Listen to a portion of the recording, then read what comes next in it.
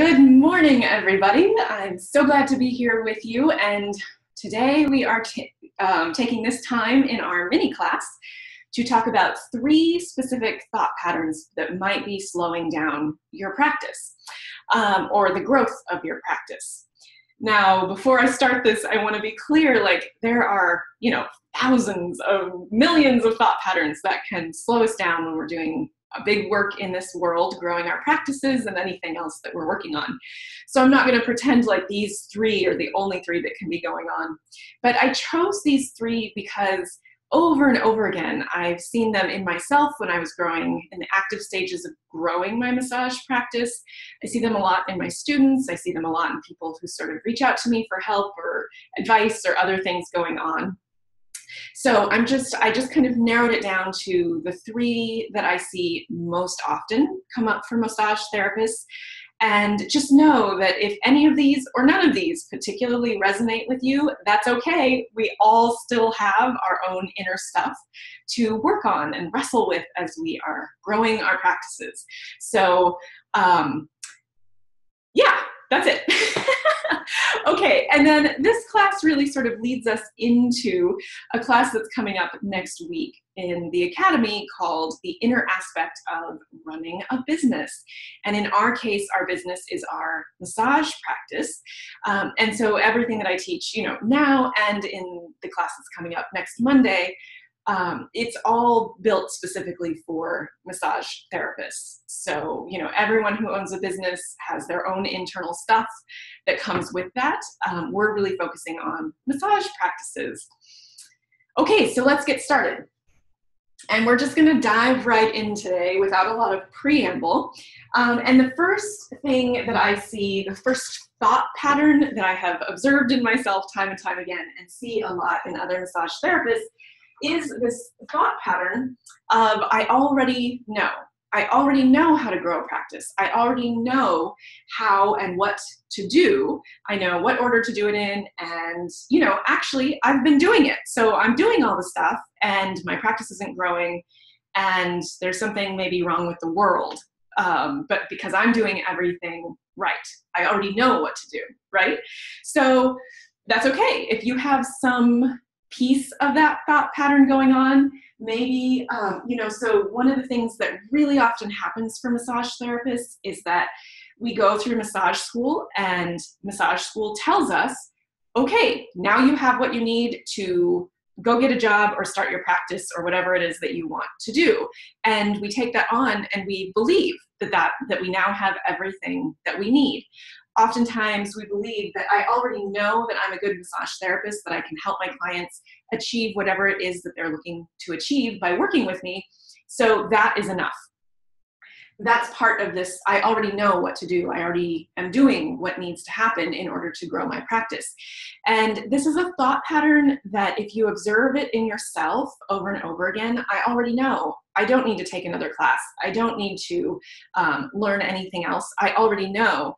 That can actually really limit us because the reality is that if your practice isn't growing the way that you want it to grow, then honestly, you probably don't already know. Or you already know a lot, but there's still more to know.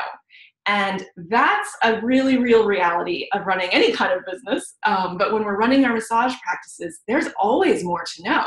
So, I've been running a stable practice for 10 years now, but there is still stuff that I learn almost on a weekly basis. And I'm like, wow, that's awesome. That would have helped me grow so much faster in the beginning. Or I see my students bringing something else in and they're like, hey, what if I tried this? And I'm like, wow, I just learned something from you. That's awesome. Yes, do that. Try it. See what happens. So try not to, at any stage, get too invested in the idea that you already know what you should be doing, how to do something, and that the problem is somehow out here.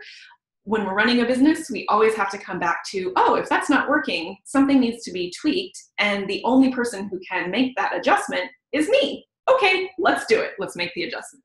Okay, so that's the first thought pattern that tends to slow people down when they're growing their practices. The second thing, and I will say that the antidote to this is curiosity. So always stay really curious. You know, I talk to a lot of people who have hit like a growth stumbling block in their practice, and they're kind of feeling bitter about it. They're really scared about it. They are, you know, really like grinding on it, and it doesn't feel good. The best way to slip out of that, the best way to help counter this thought pattern is to just get curious. Oftentimes, you don't need a full overhaul of what you're doing, but there are things that could be working better or that you could be doing in a different way. And they can be pretty small adjustments sometimes. So stay really curious about that. The more that you allow curiosity to fill you about what you might be able to do differently, the more that you'll counter and sort of break down a lot of these thought patterns that tend to get us stuck. So remember that curiosity is huge and wonderful and will really be helpful. Okay, so the next thing, the next thought pattern that I see come up a lot is I should ... There are so many things involved with this, right? Maybe the thought pattern coming up is I should already know how to do this. That's what massage school promised me, or I took one business class and they promised me, and now I should know what to do.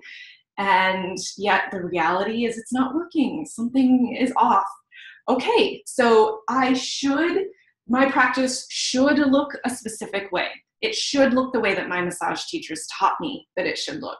My massage practice should look like one of my colleagues who seems to be killing it in her practice. My practice should look like that. I should be better at knowing how to bring new clients in at my full rate. I should be doing something else. I should be, you know, what I really want to do is in the stress relief realm, but it looks like the only people who are really making a good practice work are the people who are doing, you know, sports massage. So I should be doing that. So this pattern, it's a pattern, you know, it's something we're sort of socialized around. It comes up a lot as kids. You should do that. You shouldn't do that. It comes on a lot through our schooling. So this is a really powerful thought pattern. And anytime you feel yourself thinking that, journal about it, write it down, find ways to be curious about why do you think that you should already know how to do this? Like that was one of my hugest stumbling blocks. I come from a family that almost everybody on one side of the family owns their own businesses, not massage practices, but other kinds of businesses. So when I started my practice, I was totally convinced that I should just know how to do this, like through osmosis, right? I helped my dad in his business growing up. I should know how to do these things. And then the reality was I didn't, because nobody had ever sat me down and said, okay, here's where you start. This is the next thing to do. This is the next thing to do. And for massage therapists, there are very specific things that help us grow our practices. And we really want to keep an eye on that specificity.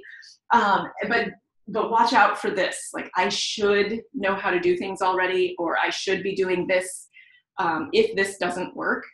Sometimes maybe, but again, like, open your mind to that curiosity, open your heart to staying curious. If things aren't quite working out, don't feel like you're a failure. Don't feel like you shouldn't be failing. Whatever, like, running a business is a creative endeavor. Not everything we do works. And so the idea is to keep trying things until it does work. And then it really helps if the things that you're trying are within a certain focus, right? So that you're not wasting energy trying stuff that doesn't work. So anyway, watch out for this thought pattern. Stay curious. And the last thing, okay, so this is really big, and I'm not trying to trigger you, except I am trying to trigger you a little bit, because I really want you to think about this. So a huge, huge thought pattern that comes up for people when things aren't going the way that they want it to go is, maybe I'm just not worthy. Maybe having a full practice isn't something that I deserve. Maybe having clients pay my full rate, maybe my work just isn't good enough for them to pay my full rate. All of these kinds of things. If this is resonating with you, if you get that little bit of like nervous buzz as I'm saying this stuff, I'm going to leave this up here. Not because I want you to internalize it, because if this is triggery for you, I want you to recognize that. I want you to admit the trigger, and I want you to start working on it. Start excavating that. Find out what's there.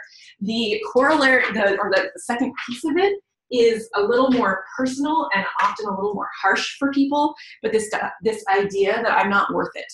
I'm not worth it, the effort that it takes to build a practice. I'm not worth it to spend the money on it. Like, I guess my stuff just doesn't matter enough in order to really put money into learning how to do this so that I can have a full practice for the rest of my career. You know, or maybe something else, like maybe I'm not worth it for clients to invest in, to work with me. My work isn't worth it, you know? So these are intimately tied. And again, I know this can seem scary to look at. And I want it to be scary because if you're triggering on this, then there's something there. There's something you want to look at, and there's something you want to really work on understanding, because these are powerful, powerful thought patterns. And if you're having them, that might be where your practice is slowing down. So you might have the nuts and bolts stuff already. You might have all of the knowledge that you need in order to start taking action. But if something like this is standing in between you and actually taking action, then how are you ever going to get into the action that actually grows your practice, right? Because it's taking action that leads us into a full practice, that it's taking action on specific tools, on specific strategies and tactics and techniques, that it's taking action on those business techniques that actually grows a practice, that brings in new clients at your full rate who love staying with you for the long run. That's all nuts and bolts. But if you can't actually dig into the nuts and bolts because you're being tripped up by stuff like this or anything else we've talked about in the last 10 minutes, then, you know, that could be a place that you really need to look at. Okay, so I hope that this gives you an idea of where to start, gives you an idea. These are 3 very powerful thought patterns that can really slow down your practice. If you want to dig into this deeper, join me in next Monday's class. It's Monday at 6 p.m., this coming Monday. And as always with the Academy classes, if you miss it this month, it'll show up again next month. So you'll have a chance to join in if you can't do it this Monday. And I really, you know, I would love to dig into this with you, not because I'm a psychotherapist, not because I know everything about the psychological realm in this, but because I do know how I have helped my students get beyond these blocks in the past. It's not particularly difficult often. Sometimes it's just a matter of recognizing, like, oh my goodness, that's there. I had no idea I was thinking that. This has come up for me a lot in the past, you know? So I really want to encourage you to look at this stuff, engage with it, and then start to dissolve it or start to get flexible with it so that you can get around it and get into the thriving practice that you know you can have. Okay, so hopefully I'll see you next Monday for that class. Also next week in the Academy on Wednesday, at noon, we have how to create solid referral relationships. And then Thursday, we have confident client retention. So if any of that sounds interesting to you, I hope you will join me, and I will see you soon. Okay, bye.